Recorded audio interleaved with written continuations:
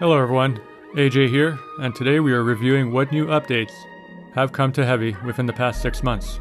Let's get into it. Hevy's dark mode theme has been updated and looks pretty slick with its new black look. Comment below if you feel it looked better prior or after the update. For those who prefer light mode, that theme remains available in Hevy as well. Hevy's athlete comparison feature has also received an overhaul.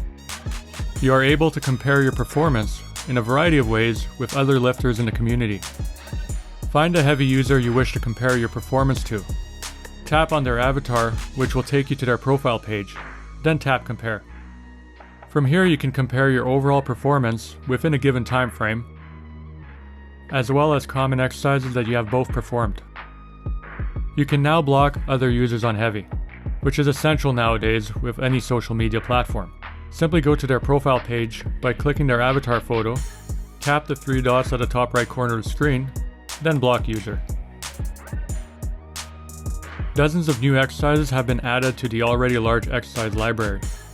The search algorithm has also received an update, allowing for more accurate results when searching for a desired exercise. Heavycom has recently been launched, allowing users the ability to interact with others on Hevy, updating routines, or review workout history and exercise data from the comfort of one's computer.